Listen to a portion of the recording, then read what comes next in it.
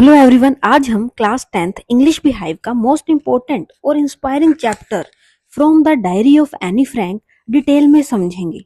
ये चैप्टर सिर्फ एक स्कूल गर्ल की डायरी नहीं है, बल्कि एक ऐसी लड़की की रियल इमोशंस की कहानी है जो दुनिया के सबसे difficult time world war second के दौरान जी रही थी।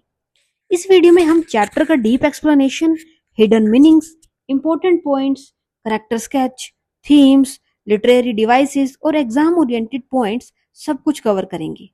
और मैं आपको हर सीन ऐसे बताऊंगी कि आप उसको विजुअलाइज कर पाएंगे और आपको इजीली लर्न हो जाएगा।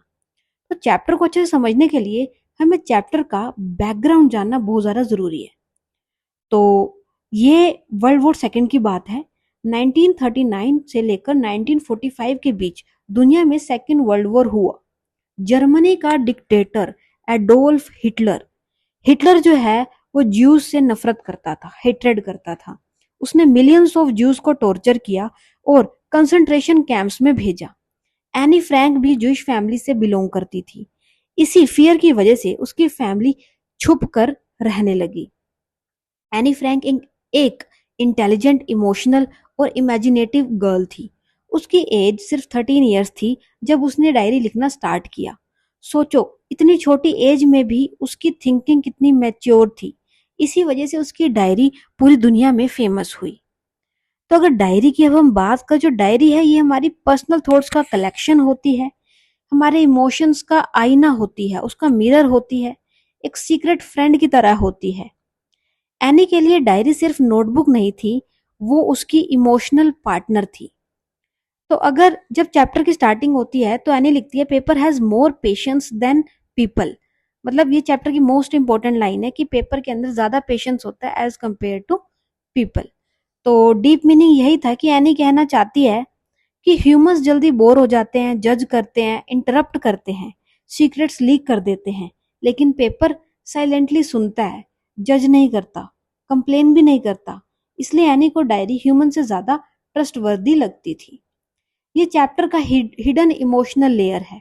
आउटसाइड से एनी की लाइफ काफी ज्यादा हमें परफेक्ट देखने को मिलती है कि उसके लविंग पेरेंट्स थे, उसकी सिस्टर थी जिसका नाम था मार्गोट, बहुत सारे उसके फ्रेंड्स थे, उसकी स्कूल लाइफ काफी अच्छी थी। बट इंटरनली वो लोनली फील करती है, अपनी रियल फीलिंग्स शेयर नहीं कर पाती। तो यहाँ पर एक इम्पोर्टेंट साइकोलॉजिकल पॉइंट हमें देखने को मिलता है कि कभी कभी पर्सन क्राउड में भी लोनली फील करता है। यही एनी के साथ था। तो 13 बर्थडे पर एनी को रेड चेक डायरी गिफ्ट में मिली। उसने डायरी का नाम रखा किटी, बिकॉज एनी डायरी को ऑब्जेक्ट नहीं मानना चाहती थी। वो उसे एक बेस्ट फ्रेंड की तरह ट्रीट करती थी। जब भी डायरी लिखती वो कहती डियर किटी, तो एग्जैक्टली फ्रेंड की तरह उससे बात करती थी। तो इससे पता चलता है कि एनी जो है वो डेस्परेटली एक इमोशनल कनेक्शन चाहती थी। तो अगर हम बात करें एनी की स्कूल लाइफ की, तो एनी एक चेयरफुल और टॉकेटिव गर्ल थी। उसको फ्रेंड्स बनाना, जोक्स करना, बातें करना बहुत ज़्यादा पसंद था। लेकिन हर टीचर को ये हैबिट पसंद नहीं आती थी, स्पेशली उसके मैथ्स टीचर मिस्टर किसिंग को। तो मिस्टर किसिंग की अगर हम बात करें तो वो काफ़ी ज़्यादा स्ट्रिक्ट थे, सीरियस टीचर थे और इंटेलिजेंट थे, अंडरस्टैंडिंग भी थे, क्योंकि एंड में वो एनी को समझ जाते हैं। और वो इंटेलिजेंट इसलिए थे क्योंकि वो क्रिएटिव पनिशमेंट देते थे और क्लास में डिसिप्लिन मेंटेन करना चाहते थे। मतलब क्लास में वो पिन ड्रॉप साइलेंस एक्सपेक्ट करते थे बच्चों से। बिल्कुल सीरियस टीचर थे वो। तो अगर अब हम बात करें कि उन्होंने फर्स्ट पनिशमेंट एनी को क्या दी थी, वो थी अ चैटर बॉक्स। एनी क्लास में कंटिन्यूसली बातें करती थी, तो मिस्टर किसिंग ने एनी को ऐसे लिखने को दिया जिसका नाम था अ चैटर बॉक्स। तो जिसका मतलब होता है person who talks too much, जो बहुत ज्यादा बातें करता है। तो एनी ने पनिशमेंट से पैनिक नहीं हुई, एनी बिल्कुल भी। उसने कामली ऐसे लिखा, टॉकिंग इज स्टूडेंट्स हैबिट। मतलब जो बातें करना है वो तो स्टूडेंट की हैबिट होती है। तो गर्ल्स नेचुरली मोर टॉकेटिव होती ही हैं। तो उसे जो ये ट्रेट है वो उसकी मदर से मिला है, और हैबिट्स इजिली चेंज नहीं होती। एनी इंटेलिजेंट थी, वो पनिशमेंट को नेगेटिविटी में कन्वर्ट नहीं करती थी। इंस्टेड वो उसे क्रिएटिविटी और ह्यूमर यूज करती है उसके, बल्कि उसे नेगेटिविटी में बिल्कुल ना ले जाके क्रिएटिविटी और ह्यूमर से थोड़ा इंटरेस्टिंग बना देती थी, पॉजिटिव वे में ले लेती थी। तो मिस्टर किसिंग का रिएक्शन होता है कि उन्हें जो आंसर था एनी का थोड़ा फनी लगा और लॉजिकल लगा, लेकिन एनी फिर भी क्लास में बोलती रही, तो उन्होंने सेकंड ऐसे दे दिया, एन इनकोरिगेबल चैटर बॉक्स, मतलब वो पर्सन जो कभी इम्प्रूव कर ही नहीं सकता। तो टीचर्स इनडायरेक्टली कह रहे हैं कि तुम कभी सुधर नहीं सकती। तो यहाँ पर भी एनी जीत जाती है। एनी ने फिर से इंटेलिजेंट रिप्लाई दिया। वो डरती नहीं थी। उससे ये पता चलता है कि उसके अंदर बहुत ज्यादा कॉन्फिडेंस था, इंटेलिजेंस तो थी ही, और विट भी था, काफी ज्यादा वो क्लेवर भी थी, विजडम था उसके अंदर काफी। फिर थर्ड पनिशमेंट मिस्टर की सिंह देते हैं कि quack quack sad mistress chatterbox, ये टॉपिक का ऐसे लिखने को देते हैं। मतलब फिर उसके बाद टीचर एने को डक से कंपेयर कर रहे थे यहाँ पे। वो डक जो कंटिन्यूसली क्वैक करता है, नॉइस होता है, इनडायरेक्टली वो एनी को ये कहना चाह रहे थे कि एनी बहुत बोलती है। तो एनी और सनेज उसका फ्रेंड था एनी का, उनकी क्रिएटिविटी फिर सामने आई।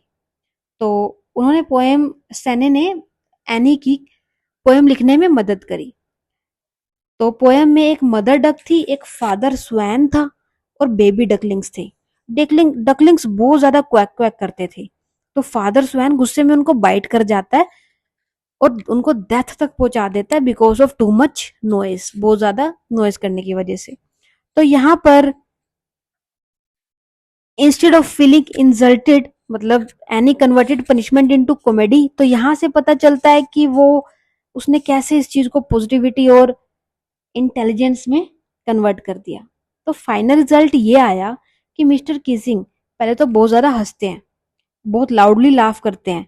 उन्हें रियलाइज होता है कि एनी नोटी नहीं है, एनी तो नेचुरली एक्सप्रेसिव और क्रिएटिव लड़की है। आफ्टर दिस वो पनिशमेंट उसे देना बंद कर देते हैं और उनका जो रिलेशन है आपस में फ्रेंडली हो जाता है। तो अगर अब इस चैप्टर की हम थीम की बात करें, तो इस चैप्टर की थीम है लोनलीनेस।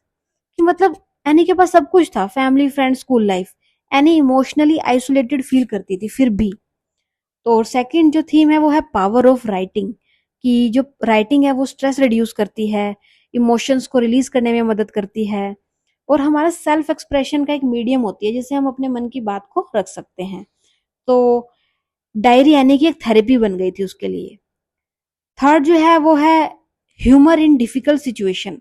एनी पनिशमेंट्स को सीरियस ट्रेजेडी नहीं बनाती थी, वो ह्यूमर यूज करती थी।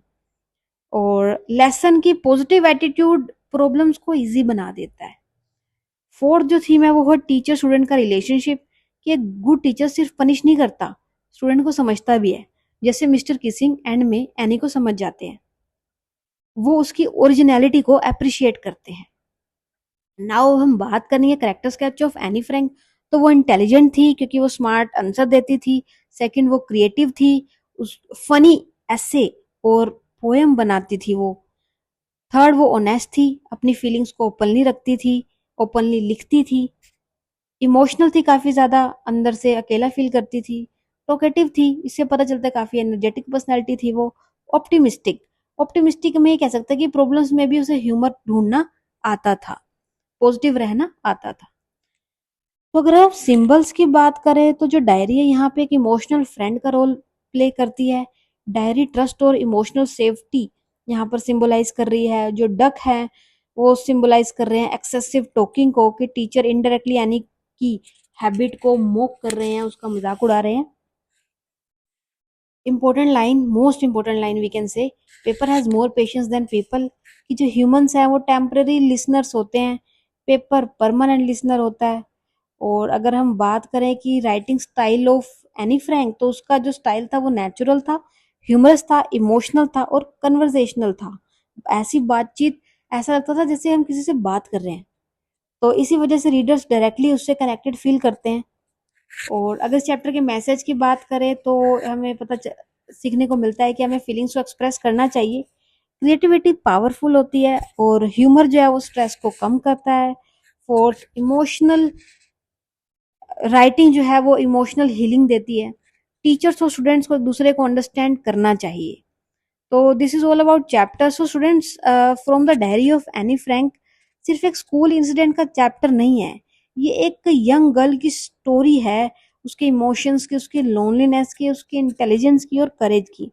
तो एनी हमें सिखाती है कि डिफिकल्ट सिचुएशंस में भी पॉजिटिविटी और क्रिएटिविटी कभी नहीं छोड़नी चाहिए, और सबसे इम्पोर्टेंट अपनी फीलिंग्स को एक्सप्रेस करना बहुत ज़्यादा ज़रूरी होता है। इसी ऑनेस्टी ने एनी फ्रैंक को दुनिया भर में इमोर्टल बना दिया, एक अमर जैसा कर दिया। तो आई होप आपको वीडियो समझ में आई है। अगर आपको वीडियो समझ में आई है, पसंद आई है, do don't forget to like, share and comment, and also do subscribe my channel. Till then, keep learning.